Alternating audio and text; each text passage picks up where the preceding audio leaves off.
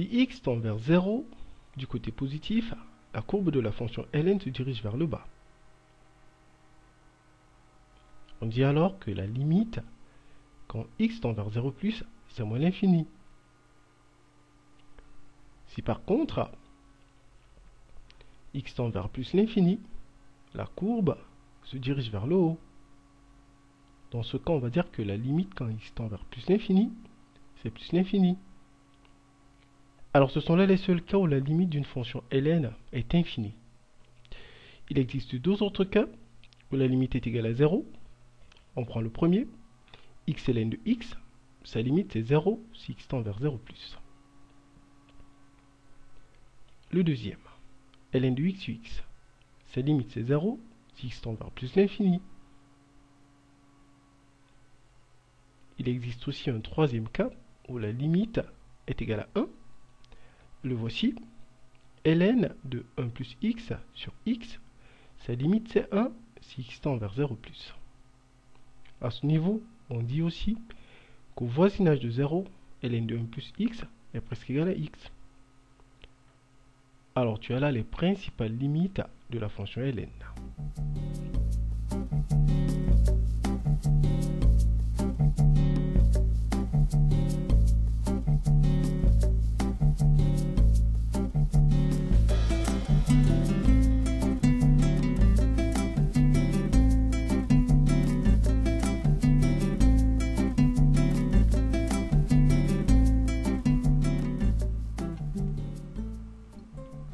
ln de x tend vers plus l'infini lorsque x tend vers plus l'infini. Alors le produit tendra aussi vers plus l'infini quand x tend vers plus l'infini.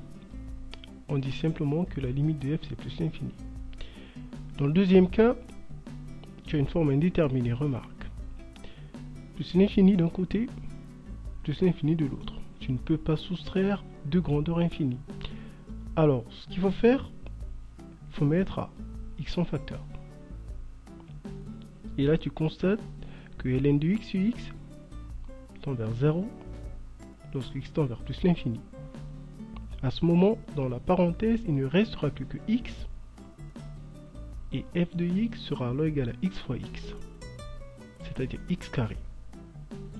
On dit alors que la limite de f, c'est la limite de x carré, c'est-à-dire plus l'infini.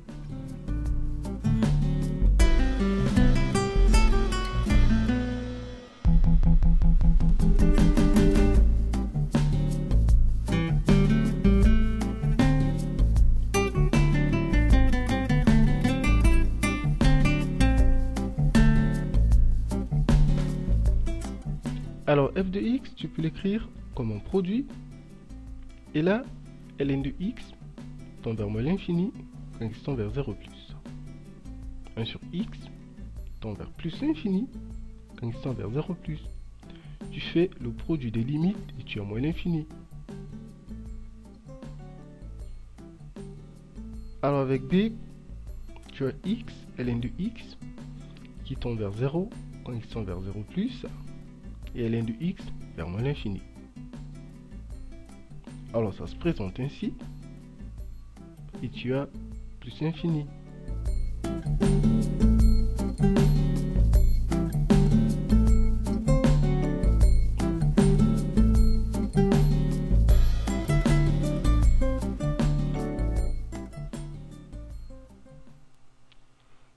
Alors, ln de x sur racine de x, si x tend vers 0 plus, tu sépares en un produit, l'un tend vers moins l'infini et l'autre vers plus l'infini. Le produit tendra vers moins l'infini. Alors, à plus l'infini, rappelle-toi, ln de racine de x, c'est un demi de ln de x. On peut alors écrire ln de x de cette façon, et là, ce bloc, il tend vers 0. C'est la quatrième limite remarquable. ln de x sur x qui tend vers 0 lorsque x tend vers plus l'infini. Ici, x est désigné par racine de x, qui tend bien vers plus l'infini. Alors, ln de x carré sur x. Là également, on a une forme indéterminée. Si x tend vers plus l'infini, tu sors l'exposant, et ce bloc tend vers 0. Par contre, si x tend vers moins l'infini, tu ne peux pas faire pareil, Sinon, tu auras un nombre négatif à l'intérieur du ln. C'est pas possible. Alors, qu'est-ce qu'on fait dans ce cas? On pose grand X égale moins X, et là, grand X tend vers plus l'infini. Ensuite, dans l'expression initiale, on remplace X par grand X. Et là, on peut sortir l'exposant. Ce bloc, il tend vers 0. Alors là, tu vas simplement mettre ln de x en facteur juste dans les deux premiers termes. Et la remarque, à 0 plus, ln de x tend vers moins l'infini, ce bloc aussi. Le produit, il tend vers plus l'infini. X tend vers 0. Pareillement, à plus l'infini, ln de x tend vers plus l'infini. Ce bloc aussi, le produit, il tend vers plus l'infini, tu as x qui tend vers plus l'infini. Allez, on termine. Ceci a l'air simple, pourtant il n'est pas si facile que ça. C'est une forme indéterminée, et la première chose à faire, c'est de scinder. Ensuite, tu transformes. Et la remarque, x, c'est le carré de racine de x. Tout simplement.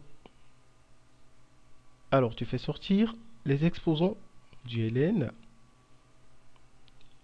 Ça donne ceci. Tu as 4, racine de x le tout au carré, ln le tout au carré. Tu regroupes les carrés. Et le bonhomme de l'intérieur tend vers 0. C'est une limite remarquable. C'est la forme x, ln de x, qui tend vers 0 lorsque x tend vers 0. X est remplacé par racine de x.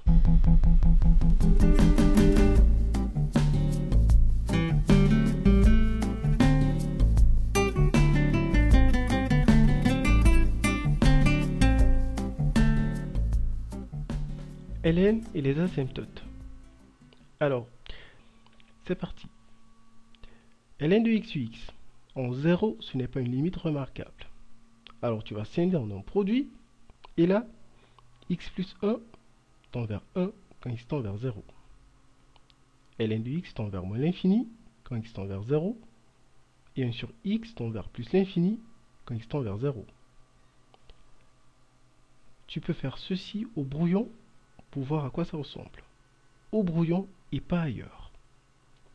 Alors, produit des limites, tu as moins l'infini.